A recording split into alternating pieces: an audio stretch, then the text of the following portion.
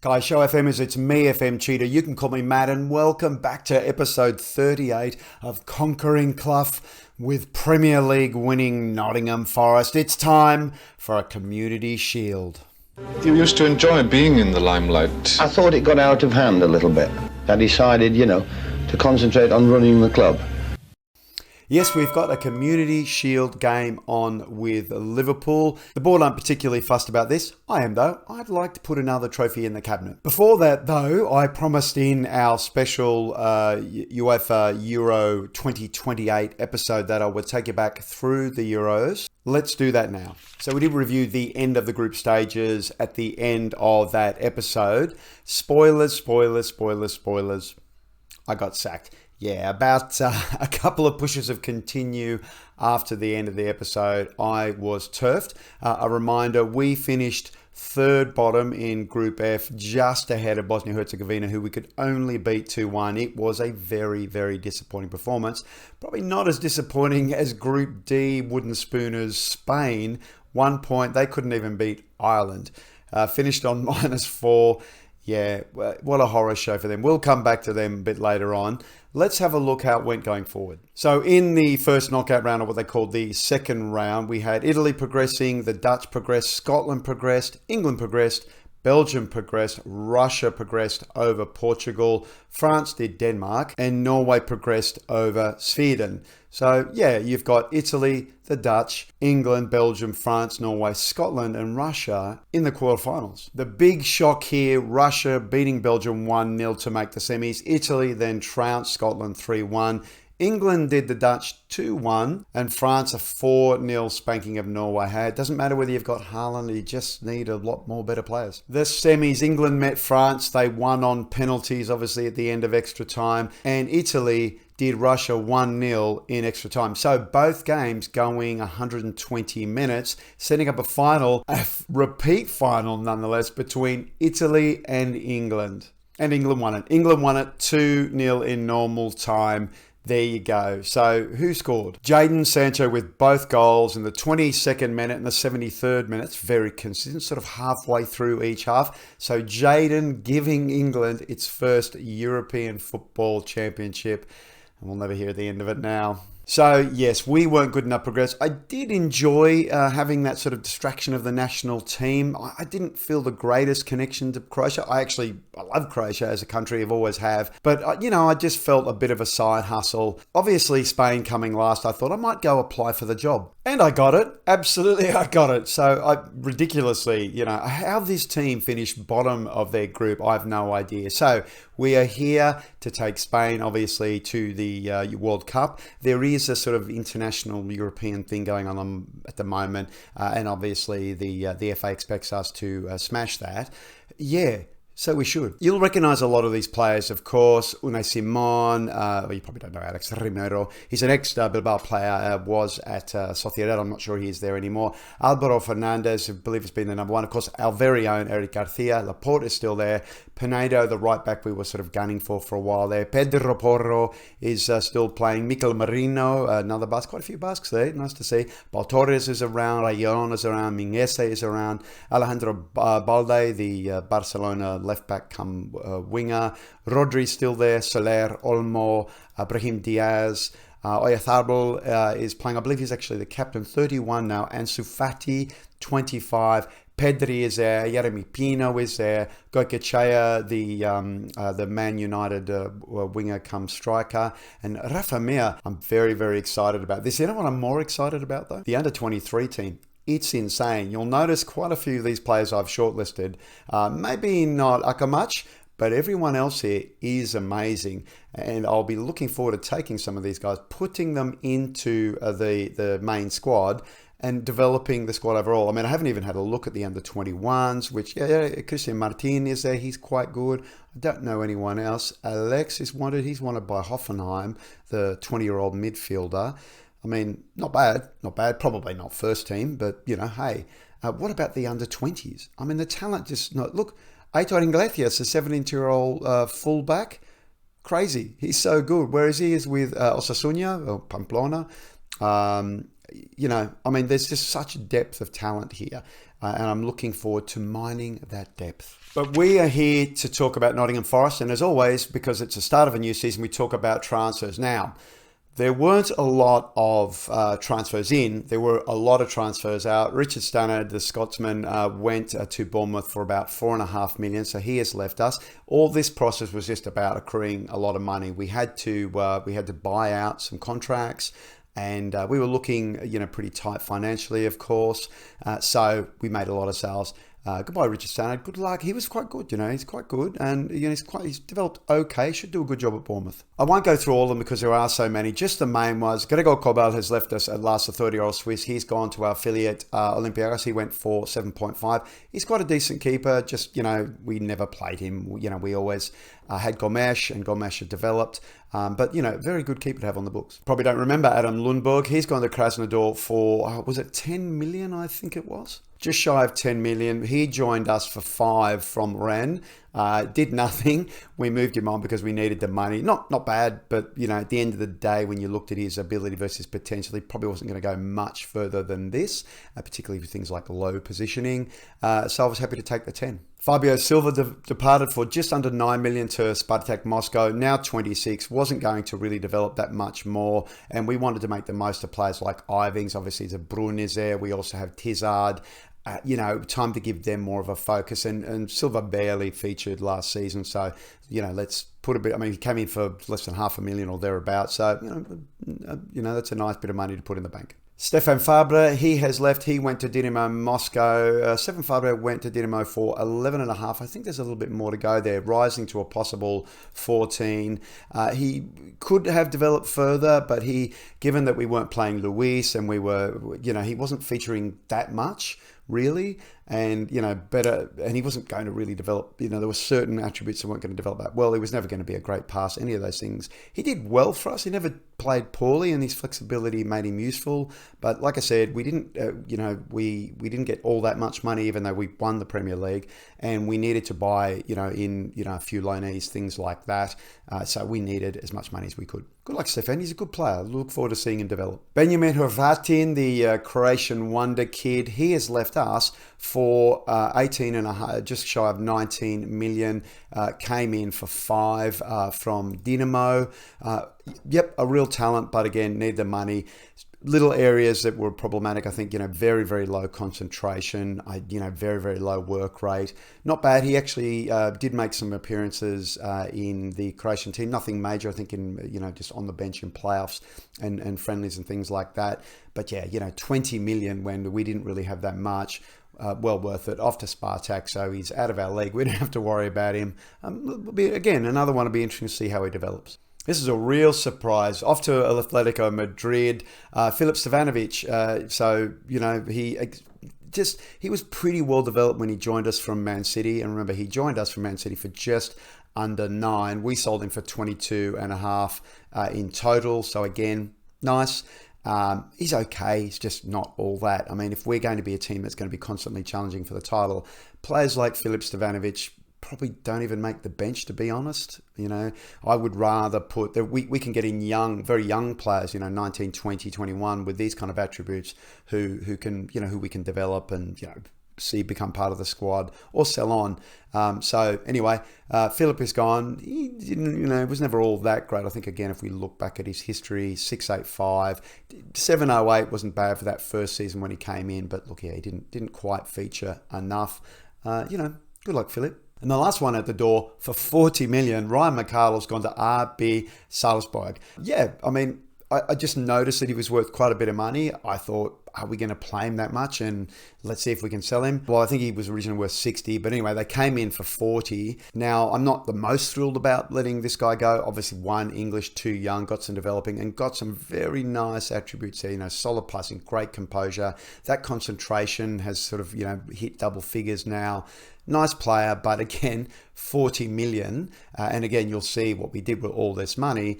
Very, very hard to resist. He left the league, which was surprising. I really thought, one of the Premier League teams were going to come in for him. They didn't. And I can't even remember how much Ryan came in for. He came in for 7.5. No, sorry. He did. He came in for 7.5 from stretching to 17.5 from Middlesbrough. So, not a bad little earn there, and once again contributed to the coffers. But it's the ins you were here for, and here's the first one. Oliver España, on loan at Cadiz, where we bought him for 23 million. His release calls. As you can see, he's 18 years old. He plays in the middle. You can't see his potential. It's really good. When you compare him to Ryan McArdle, you suddenly see, oh yeah, okay, I get that. What are the issues here? He can't dribble, so he's obviously going to be staying back deep, and we can see that from his positioning. But he already has better concentration. He's got some decent physicals there as well. We've sent him back to Cadiz because we've got plenty of midfielders right now. The only thing was, you'll notice he can play out on the right. And that was one area where we did really sort of need some backup. We're working on something at the moment. So we won't have him for that. He's got a bit of crossing, so we could play him as a winger. He's got a weak left foot, so won't be cutting in much inside. Might play as a playmaker out there, 16 vision, 16 passing, good first touch, good technically. Composure's a little low, but look, this is an 18-year-old. And look, look at this guy. Where was he? He's got no cap. He has been capped at under 20 level. He's playing at under 20 level. I mean, he should be at under 23 level at a bare minimum. Of course, this man, he had a release clause of 45 million. He's joined us. Jan Perot, he took up the bulk, obviously, of that initial transfer budget. I think I showed you this in the episode before last. So he's joined us permanently now. Good.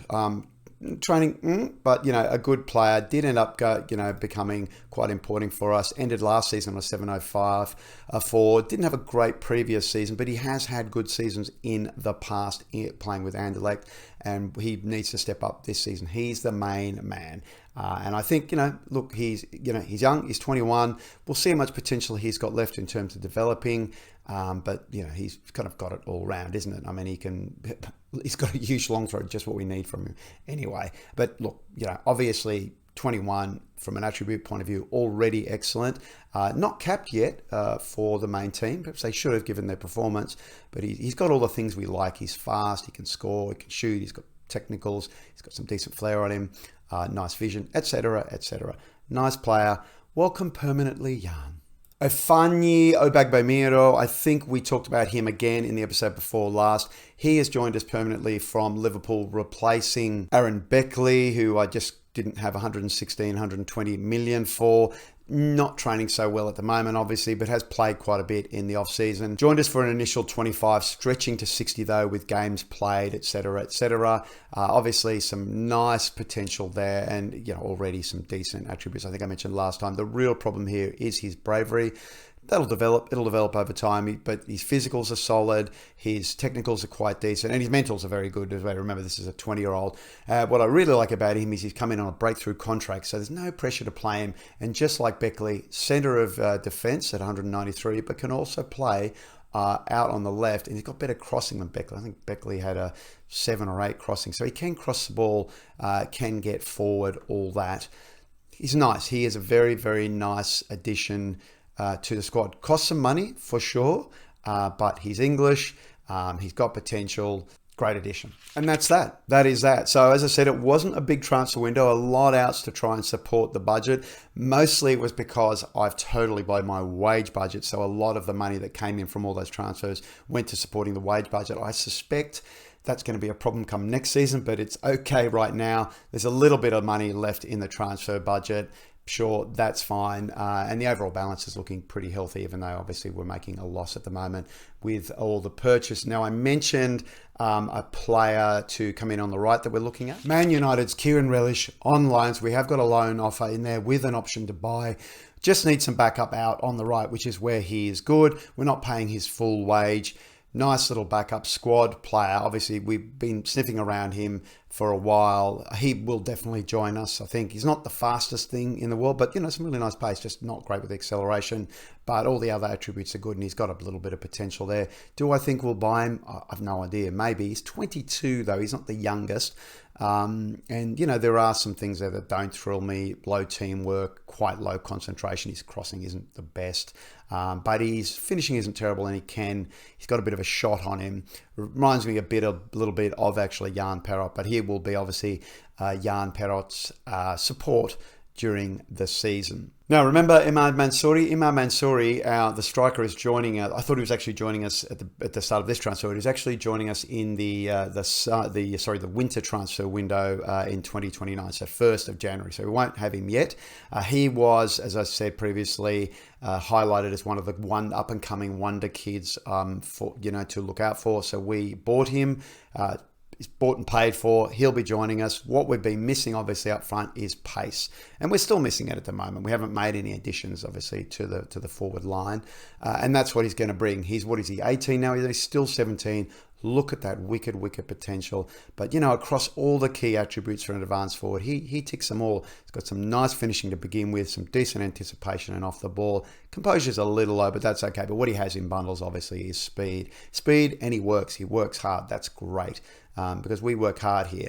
And if you look just at his average stats at the moment, I mean, ignore the Pro League, but you look what he's been doing nationally, he's been absolutely killing it because he's, clearly for his age group, he is overpowered. And I hope he can play a part too. I mean, look, maybe we won't need him and maybe we can loan him, out to a championship team or something like that. But it'll be nice to have the addition of pace up front. So we've had tiny squads before. This is by far the tiniest. It is a small squad.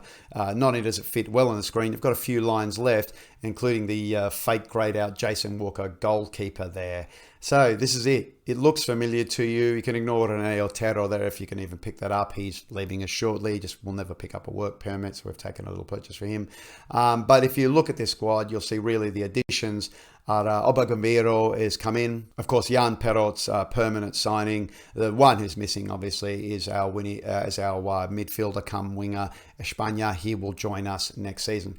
Tight squad for a club who's competing in the Champions League, both cups and the league. Speaking of cups, let's go win one. Our first tactical meeting of the season, we are going to take the opposition instructions. No, we're not going to play cautious. We're going to stay positive for once. I know I'll deeply regret that, but anyway, nothing much has changed here. We know this squad. It's Gomes in goal, Bayanova on the right, Pisani on the left, Eric Garcia and Cloughie in the centre defence, Bernardo and Highfield will start central midfield, Null in the hole, Zebrun on the left, Perot on the right, Fernandinho up front. Only 7 on the bench because this is a cup game, so Albert is there, Tizard, Ivings, Luis, Gallagher, Aguamiro, and ready. So, I mean, compact but useful. And hopefully what it'll mean is everyone will get a go.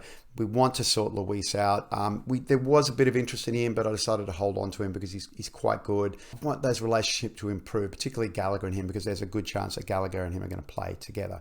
Anyway, do I want to change the balanced? You know what? I am going to change the balance. We'll change the balance for now. I don't want to get flogged 4-0. Let's change the balanced. Dressing room meeting time. Nobody expects us to get a result. You know what to do. Fans have been fantastic. Nobody expects to get us a result. Not much there. So let's let the boys know we trust them. Yep, that's good for morale. Excellent. Come on, let's go win this. So we'll start on balance, see how we go. If we start sort of conceding a lot of shots on target or otherwise, we might move to positive. We might even move to pressing. In fact, you know what I might do? I might actually go to counter press right now, but we'll stay on balance. Let's see what happens. All right, our first highlight, it is to Liverpool, who release Amos, who tries to chip the keeper. Weak chip, though. It has been pretty even, though. 4 shots to 2 versus 2 to 1. Going to stay like this for now. All right, these shots are starting to build up a little bit. 8 versus 3, and we're 3 for 1. So I tell you what, we will move to positive, but I will drop that back to regroup so we don't get too caught out. Let's see if we can get a bit more forward, though. Here we go. Highlight. Cleared, though. Salah's on the ball, still playing.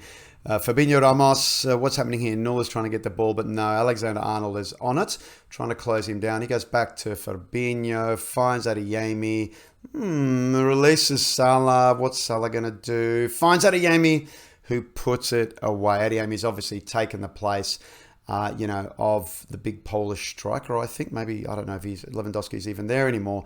Anyway, apologies if we might just change this view to direct us, if that helps. Probably won't. But anyway, it might be a bit sketchy. Anyway, Adeyemi scores a goal in the 33rd minute. So it's going to be 10 shots to 4 versus all 5 for 2. Won't panic just yet. Last 5 minutes of the half. A lot of really poor performance. Well, no, there's not a lot of really poor performances. There's one big one, though. Paulo Bernardo on a 6-4 as we move to the end of normal time of this half. Nothing much has changed for us from a shot perspective, and just a 1 minute of injury time. So we go in 1-0. So guess what? We need to be better. You weren't that bad, but you need to improve. That's for sure. Paulo Bernardo having a bit of a shocker out there. So Gallagher is going to come out, and he's going to come out into that ball-winning midfielder on support role. 6'3" for Jan Perot. He is capable of having that kind of goddamn game, isn't he? And here's the thing, we still yet have a natural replacement for him. I mean, and 6'2", who's on a 6'2"? Cloughie's on a 6'2". All right, well, I'm not going to worry too much about Cloughie yet. What we will do, though, is I think I will go back to balanced and pressing again, just because we seemed a bit more solid then. As soon as we went positive, we started conceding shots. Yeah, I don't want to make too many wholesale changes yet. We'll keep our eye on Cloughie. We'll keep our eye on Perot. We can always bring, I'd bring probably Reddy on. He's the preference, I think. Although, maybe we can try Aguamiro. Maybe. Anyway, let's get in the dressing room. Let's give Connor a pump up. We want you to go make a difference. He's motivated. Let's see if we can get a goal back. So we're heading towards 60 minutes. Certainly our shots have improved, but so have Liverpool's. And Jan Perot and Cloughie still looking pretty average. Cloughie on his 6'2", that's getting very problematic to support that. So we are going to bring on well ready. And I mean, Perot is improved. Do I bring Ivings on? You know what? I'm going to bring Ivings on, and we're going to play him as a wing back on support. I can't remember. Can he shoot? I can't remember. Not particularly, no. So we'll play him as a wing back on support. Let's give him the pump up. There we go. Make the difference. Okay. Will's motivated. Richard's composed. That's good. We'll come back to a highlight. What's going on here? Oh, actually, sorry. I've changed that. That should be 2D. I wanted to change the replay event, apologies, to director. There we go. Knowing how to do my job. Just noticed Null and Zabrun are pretty tired over there. Ooh, as we come back to a highlight, Ivings on the ball, releases Zabrun, who equalises. All right, so I'm going to quickly stay with balance but regroup. One, they're tired. Two, hey, let's go to pens. Why not? Why not? Here we go. Well, that was a surprise. Bayanova with a free kick finds Null. Ivings, what a change. Threads Zabrun through, who finishes with that sweet right foot. Lovely. We've equalised. Do we deserve it? Who cares? Yes, I know. He's onside. That's fine. 70 minutes. They've had 22 shots, only 8 on target. We've had 11, 5 on target. So we're looking better percentage-wise. Another highlight. It is Liverpool's. They're on the ball. Slobozai goes long to Salah. Pisani's going to try and stay on him. Back to Fabinho. Frisch. Moving around. Ramos. Ooh, big long kick back to Josep Martinez. It's fine. What are we doing here? Slobozai. Amos. Adeyemi releases Salah. Puts it away. He's just too good. He wasn't going to miss that. Yeah, and obviously onside. So we've now gone down 2-1. I think we'll have to go back to pressing. Yeah, we'll ignore that. Thanks very much. He's tired. Oh, can we actually? Can we bring other? Are there more than 3 substitutions? Let's have a quick look here. Don't think so though, right? Tiza and on for Zabrun. Oh, there are. Okay, can we bring on more? Oh, we can. Here we go. Let's do it. All right, fine. I mean, it's not necessarily the best decision in the world, but we will bring on Luis as a deep lying playmaker on defence, and Tizard he can come on for Zabrun, who did very well, obviously. Now, while we're here, we will have to go back, of course, to pressing. I think maybe also we might overlap. We might overlap the wingbacks. Let's do a bit of that. Let's pump the bird. Let's pump the fist. Get them out. Everyone's motivated. That is good. Just 10 minutes to go. We have come back to a highlight. Johansson, the one they brought in from Barcelona, moving the ball around very well. Bayanova dispossesses though. Can we keep the ball? Gomes goes out, but it's still with Liverpool. Salah on the ball. I'm not sure this is even a real highlight. Fabinho. Salah finds Alexander-Arnold. Finds Salah. They're moving the ball around just so well.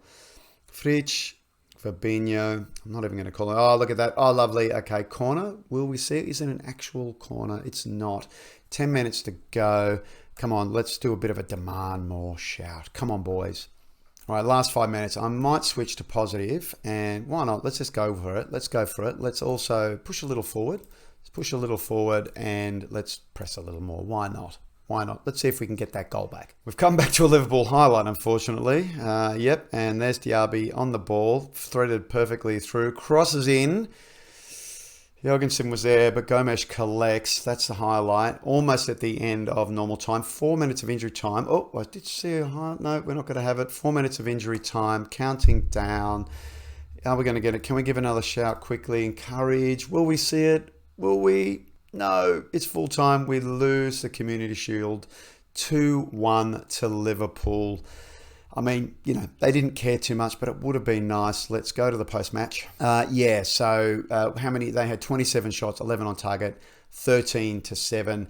That's been the story of us, really. They're just able to create a lot more than we can, and they still seem to stop us. So I suggest that Liverpool are going to be, you know, the challengers for the title this season. Let's see if we can hold on to it. Judging on that performance, I would think not. Do we need to go to a more sort of possession-based game? Maybe we do. So into the dressing room. Unlucky boys. That's it. I think we'll leave it there. So Liverpool lift the Community Shield. Good on them. Whatever. Let's go and have a look at our next game. So that was technically our first game of the season. So we're not going to come back for that Burnley game. A game at home at Brian Clough Park, which we should be winning. We're going to have a little look further down around the middle of the season. I see an away game to Man City. I see a home game to Tottenham.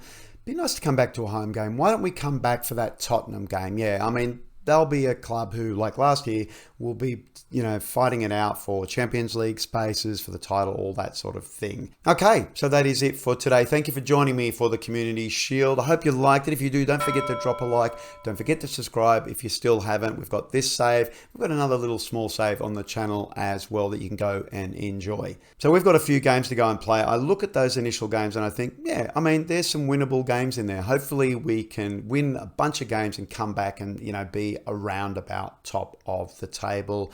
We'll have finished off the rest of the transfers. Hopefully won't be losing anyone. I don't think so. We've tied down quite a few contracts, but anyway, that'll do. All right. Thank you once again for joining me. And until next time, la state.